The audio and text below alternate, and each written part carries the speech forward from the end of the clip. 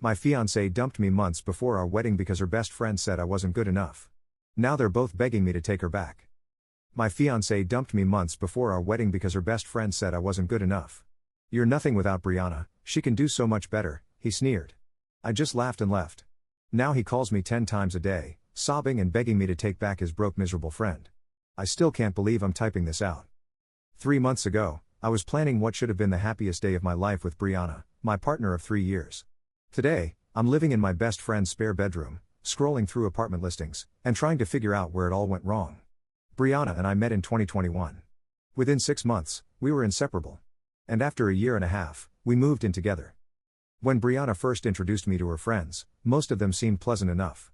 Sean, on the other hand, spent the entire dinner quizzing me about my background and career achievements with this weird tight smile that never reached his eyes. I remember mentioning that I worked in digital marketing for a small local agency and watching Sean's expression sour slightly before he quickly masked it. Brianna brushed it off later, saying he was just protective and ambitious. Her exact words were that he came from a social circle that valued certain achievements, but that she didn't care about that stuff. I believed her because, well, love makes you stupid sometimes. When Brianna proposed last year, I was over the moon. She did it during a weekend trip to this cute little B&B upstate. We agreed on a medium-sized wedding. Nothing extravagant since we were both saving for a house down payment. The problem started almost immediately after we announced our engagement. Sean insisted on being involved in every single detail. At first, it seemed helpful. He had connections with vendors and offered to help coordinate since I work long hours, but it quickly became obvious he was taking over. The venue I loved was too shabby. The catering I wanted was not the kind of food served at their social events. The suit I fell in love with was a bit cheap looking, don't you think? Brianna kept saying it was easier to just go along with his suggestions than fight him on everything. I reluctantly agreed to compromise on some things to keep the peace, but it felt like death by 1,000 cuts. Every decision that was taken away from me chipped at my excitement until wedding planning felt more like a chore than a celebration.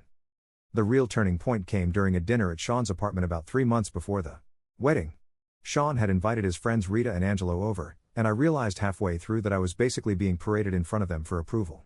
They kept exchanging these little glances whenever I spoke. At one point, Rita asked where I vacationed as a child, and I laughed, thinking she was joking. When I explained that my family's idea of vacation was camping at the state park or visiting my grandma in Ohio, the table went silent. After dinner, Sean cornered me in the kitchen while I was helping clean up. He started with what seemed like casual conversation about Brianna's ex-boyfriend Marcus, who apparently worked at a prestigious tech firm and came from a family with connections in Silicon Valley. Then he mentioned how Brianna had always been destined for great things and how he hoped I wouldn't hold her back. I remember feeling like I'd been slapped. When I asked him what exactly he meant by that, he dropped all pretense. He told me that while I seemed nice enough, I clearly wasn't ambitious enough to help Brianna's future, that my lack of professional connections would eventually embarrass her in important circles, that I wouldn't know how to network properly or make the right introductions. I was so shocked I couldn't even respond at first. When I finally found my voice and told him he was being incredibly rude, he just laughed this condescending little laugh and said something about how my defensiveness proved his point. He said Brianna deserved someone who could match her potential, not drag her down. I walked out of the kitchen and immediately told Brianna we needed to leave. In the car, I was shaking as I told her everything her friend had said. I expected outrage, anger on my behalf, something. Instead, she got quiet and said he didn't mean it like that and that he was just worried about our future. She asked if maybe I had misunderstood his tone. That night was our first major fight.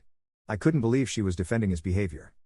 She eventually admitted that Sean had been expressing concerns about our compatibility for months. Apparently, he'd been filling her head with doubts about whether I was ambitious enough for the future she imagined. The worst part? She was actually listening to him. Over the next 2 weeks, things deteriorated rapidly. Brianna became distant and started staying late at work. When she was home, she'd bring up random concerns about our relationship that never existed before, like whether our different career aspirations would cause problems with our lifestyle or if I'd be comfortable at her company events. It all came to a head when Sean invited us over for another dinner, supposedly to clear the air. Brianna practically begged me to go, saying he wanted to apologize. Like an idiot, I believed her and went. There was no apology. Instead, Sean spent the entire evening making backhanded comments about my job, my ambitions, even the way I presented myself professionally. When Brianna stepped outside to take a phone call, he leaned across the table and said, with this chilling certainty, that I was nothing without her, that she could do so much better than me, and that I should walk away before I ruined her career with my lack of ambition. When I started getting visibly upset, he actually rolled his eyes and said my emotional behavior just proved his point about my lack of professional composure. When Brianna returned, I was gathering my things to leave. When she asked what happened, Sean put on this concerned face and said I had overreacted to some gentle advice about wedding planning. I was done. In the car, I told Brianna exactly what happened and said she needed to choose. Either we cut contact with Sean until he could respect me or the wedding was off. I expected her to finally stand up for me. She didn't. Instead, she said maybe Sean was right. Maybe we were rushing into things. Maybe we did have two different career aspirations to make it work. The woman I loved, who had sworn she didn't care about status or professional ambitions, was suddenly parroting her friend's elitist nonsense. I took off my engagement ring and placed it on the dashboard. I told her to drop me at Alex's place instead of our apartment. She didn't even try to stop me when I got out of the car. The next day, while Brianna was at work, I packed most of my things from our apartment. I left my key and a note saying I would arrange to get the rest of my stuff later. I blocked Sean's number immediately, though I kept Brianna unblocked in case she came to her senses. She texted a few days later with a pathetic message about how she was confused and needed time to think. I replied that there was nothing to think about. Either she was willing to build a life with me based on love and respect or she wasn't. Her response? That maybe we should take a break until after her big work project was finished, then reassess. That was my answer. 3 years together, and she couldn't even properly break up with me. Just wanted to keep me hanging on while she reassessed. I told her not to contact me again. According to mutual friends, Brianna has been telling people we mutually decided to call off the wedding due to different life goals. Meanwhile, I've thrown myself into rebuilding my life. Yesterday, I got a voicemail from Sean. I don't know how he got my new number, but he was sniffling and asking if we could talk about Brianna. I didn't listen to the whole thing before deleting it. Whatever drama is happening in their perfect little world isn't my problem anymore. I know this was long, but I needed to get it off my chest. The wedding would have been next weekend. Instead, I'm taking myself on a solo trip to a beach rental I found on Airbnb. Not the honeymoon I imagined, but maybe exactly the fresh start I need. First update. First of all, thank you so much for all the support on my original post. The first month after the breakup was honestly a blur. I stayed on Alex's pull-out couch longer than I planned to. He's literally a saint. Every morning, I'd wake up disoriented, reaching for Brianna before remembering everything that happened. My appetite disappeared, and I lost 10 pounds without trying. Alex started leaving protein bars on the coffee table because I'd forget to eat. I spent a lot of time just staring at apartment listings without actually calling anyone. Something about making that move felt so final. Alex never pressured me, but after about 3 weeks, he gently suggested we go look at a place that had just opened up in his friend's building. The apartment was nothing special, just a small one-bedroom with a kitchen barely big enough to turn around in, but it was within my budget and only a 15-minute drive from work. I signed the lease the same day. Moving in was another hurdle. I'd left most of my furniture behind at Brianna's place because I couldn't deal with arranging movers while feeling like an emotional wreck. Alex and his boyfriend helped me pick up the essentials from IKEA, a bed, a small couch, a dining table that doubles as my desk. The apartment stayed pretty sparse for weeks. I just couldn't muster the energy to make it feel like home. Work became my lifeline. I'd arrive early, leave late, and volunteer for extra projects just to avoid sitting alone in my empty apartment. My team lead noticed and started giving me more responsibilities, coordinating with other departments, training the new hire, that kind of thing. But it felt good to be needed, to be valued. About 2 months after the breakup, I ran into Nicole, Brianna's cousin, at the grocery store.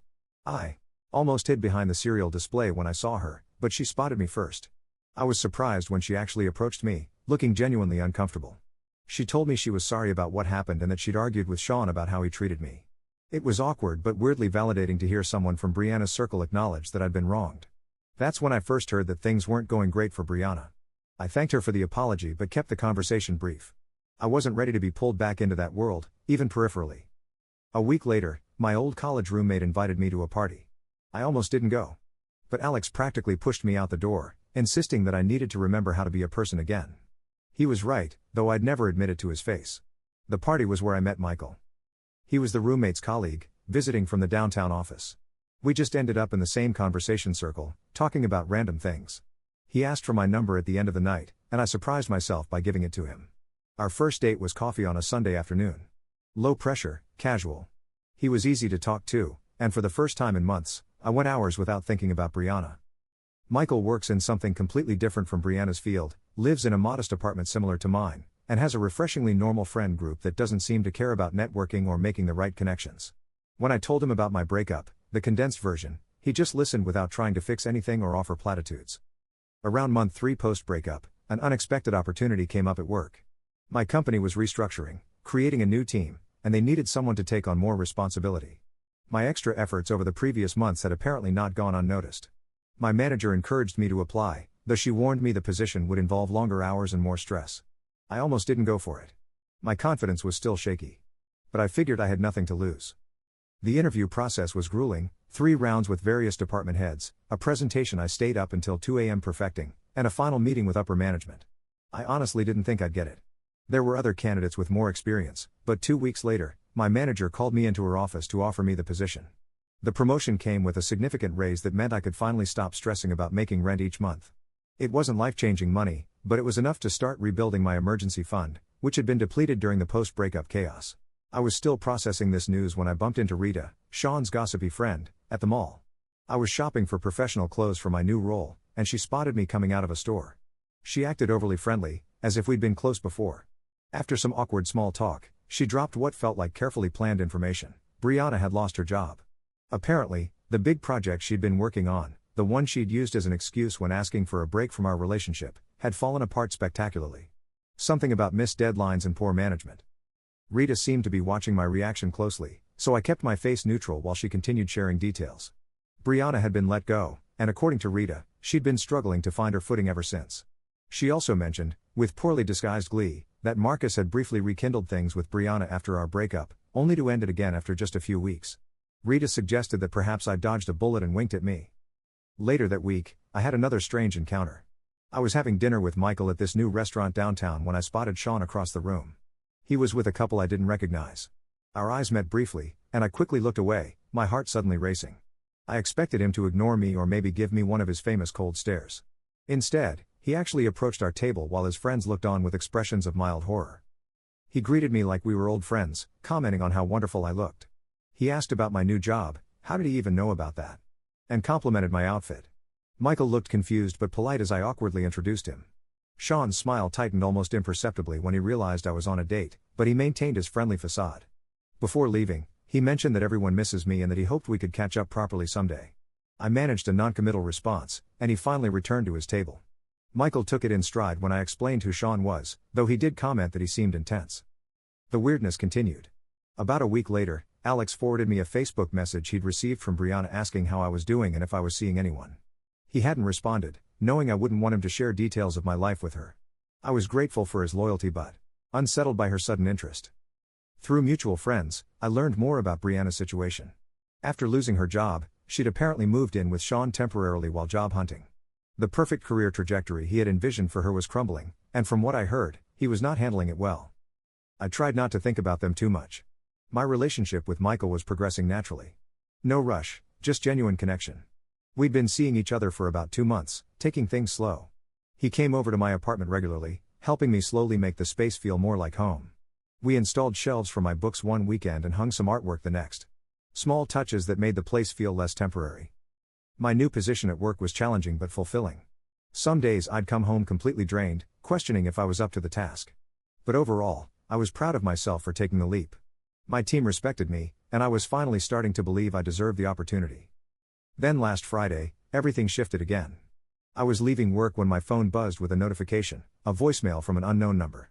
I almost deleted it without listening, probably just another spam call about my car's extended warranty, but something made me play it. It was Sean, his voice thick with what sounded like tears. He said he'd been trying to reach me, that he needed to talk to me about Brianna, that she wasn't doing well, that he'd made a terrible mistake, that he'd do anything to fix things between us. 6 months ago, this man told me I was nothing without his friend. Now he was practically begging for my help. I didn't call him back. Instead, I went to Michael's place as we'd planned, but the voicemail kept playing in my head throughout the evening. Michael noticed something was off and asked what was wrong. When I told him, he didn't tell me what to do or offer solutions. He just asked what I wanted, what would give me peace. I woke up this morning to 3 more missed calls from Sean and a text from a number I didn't recognize but assumed was Brianna's new phone. I haven't opened it yet. I guess my question now is, do I engage at all? Final update. So it's been about a month since my last update, and I need to vent because things have gotten weird, like, uncomfortably weird. When I ended my last post, I mentioned that Sean had left me a tearful voicemail, and I wasn't sure whether to respond. After debating for 3 days about whether to return Sean's call, I finally decided to text Brianna's number, the unknown one that had texted me, with a simple message asking what was going on. I figured a text was safer than a call, easier to ignore if things got uncomfortable. Within 5 minutes, literally 5 minutes, my phone rang. It was Sean, not Brianna. Apparently, he's been using her phone to contact me since I had blocked his number. I almost didn't answer, but curiosity got the better of me. That was my first mistake. The Sean on the phone was nothing like the cold, judgmental man I remembered. His voice was shaky, almost desperate. He started by asking how I was doing, commented on how well I looked when he saw me at the restaurant, which was still creepy, and then launched into what I can only describe as the most uncomfortable apology I've ever received. He admitted that he'd been terrible to me, that he'd misjudged me based on superficial factors, and that he regretted driving me away. I sat there in stunned silence as he continued, explaining that Brianna had been lost since our breakup. That she'd spiraled after losing her job. That she'd been drinking too much. That she'd made some bad financial decisions. When I finally managed to ask why he was telling me all this, his answer made my skin crawl. He thought I could help her recover because I was such a stabilizing influence. He actually said that Brianna needs someone responsible like you right now. The audacity of this man, to go from telling me I wasn't good enough to deciding I was exactly what his friend needed when things got tough. I told him, as calmly as I could, that I was sorry Brianna was struggling, but that we'd been over for months. I mentioned that I was seeing someone else now. His response? A dismissive comment about how these rebound relationships rarely last and how Brianna and I had real history. Then he asked if we could meet for coffee to discuss Brianna's situation further. Against my better judgment, and Michael's concerned look when I told him about it, I agreed to meet Sean at a coffee shop the following weekend. I told myself it would give me closure. Maybe I also wanted to see for myself how desperate things had gotten for him to come crawling back to the guy he once considered beneath his friend. When I arrived at the coffee shop, Sean was already there, looking noticeably different from the polished, superior man I remembered. His normally perfect hair was disheveled, his clothes were wrinkled, and he looked tired. He'd ordered me my favorite drink, a detail that was both thoughtful and unsettling because it meant Brianna had told him what I liked. The next hour was surreal. Sean laid out Brianna's downfall in excruciating detail. After losing her job, she'd tried to maintain her lifestyle while job hunting, quickly depleting her savings. She'd made a bad investment in some friend's startup that went nowhere. She'd maxed out 2 credit cards. And now she was living in his spare bedroom, sleeping until noon and barely applying for jobs. Throughout his monologue, I kept waiting for him to ask me directly to take Brianna back. Instead, he did something more manipulative. He kept saying things like, "She was at her best when she was with you, and you were always so good at motivating her, and she listens to you in a way she never listens to me." When I reminded him that he once thought I wasn't good enough for his friend, he actually teared up and said that he'd been protecting his friend from the wrong things and that he should have valued my steadiness more than Marcus's connections. I almost laughed at how transparent he was being. I was suddenly steady rather than boring, responsible rather than lacking ambition. I left that meeting feeling oddly hollow. I'd expected satisfaction seeing Sean brought low, but mostly I felt pity mixed with lingering anger. I told him I'd think about talking to Brianna but made no promises. That should have been the end of it. It wasn't. The call started the very next day. Sean called to follow up on our coffee meeting. Then he called again to tell me Brianna had asked about me. Then he called to mention a job opening he thought Brianna might be qualified for, wondering if my company was hiring. Every single day, I started letting the calls go to voicemail. The messages got increasingly desperate. He mentioned that his landlord was threatening to evict them both if Brianna didn't start contributing to rent soon. He talked about how their mutual friends were asking uncomfortable questions about Brianna's situation. He even brought up my parents once, saying he'd love to make amends with them too. Nicole, Brianna's cousin, texted me one evening to apologize for Sean's behavior. She explained that Brianna's spiral had been worse than her family had let on. Apparently, Brianna had started drinking heavily after our breakup, which contributed to her poor performance at work. Nicole mentioned that Sean was partly blaming himself for pushing me away, seeing it as the start of Brianna's decline. But she was quick to add that Brianna was responsible for her own choices and that I shouldn't feel guilted into getting involved. I appreciated Nicole's honesty and the fact that someone in that circle recognized I wasn't responsible for fixing Brianna. Meanwhile, things with Michael were getting more serious. He'd been incredibly understanding about the whole situation, never pressuring me one way or another. We'd started talking about possibly moving in together when his lease ended in a few months. The contrast between his calm support and the chaos of Brianna's situation wasn't lost on me. About 2 weeks after our coffee meeting, Sean escalated to showing up at my workplace. I was walking to my car after work when I spotted him waiting in the parking lot. My heart dropped. This was crossing a major line. He approached me with his frantic energy, clutching a folder that apparently contained Brianna's resume and asking if I could put in a good word for her at my company. I was livid. I told him firmly that his behavior was inappropriate and that he needed to stop contacting me. His face crumpled, and he started crying right there in the parking lot, saying he didn't know what else to do, that Brianna wasn't listening to him, that he was desperate to help his friend. A few of my coworkers witnessed this uncomfortable scene, which was mortifying. I ended up guiding Sean to a bench away from the main entrance and telling him, as calmly as I could, that I couldn't help him or Brianna, that our relationship was over, and that he needed to respect my boundaries. He left eventually, but for the rest of the week, I got curious looks from coworkers who had seen the parking lot scene. Alex, who also works at my company, fielded questions from people wanting to know who the crying man was. It was embarrassing and infuriating. Then Brianna herself finally reached out. She sent a long text message apologizing for Sean's behavior and for how things had ended between us. She admitted she'd made a huge mistake listening to Sean instead of standing up for our relationship. She said she missed me every day and had been too ashamed to contact me after everything that happened. Reading her message, I felt nothing. No flutter of lingering feelings, no satisfaction at her regret, just tiredness and a vague sense of closure. I showed the message to Michael, who read it. Without comment. I decided not to respond to Brianna right away. I needed time to think about what, if anything, I wanted to say. But Sean didn't give me that time. He called again the next morning, asking if I'd received Brianna's message and what I thought about it. When I told him I thought it was inappropriate for him to be involving himself in our communication, he got defensive and said he was just trying to help. That was when something in me snapped. I told Sean, in a voice so calm it surprised even me, that I was blocking his number after this call. That if he contacted me at work again, I would report it as harassment. That Brianna was an adult who needed to solve her own problems instead of sending her friend to fix them. Before hanging up, I added one final thought, that perhaps if he'd encouraged his friend to value people for their character rather than their social standing, she wouldn't be in this situation now.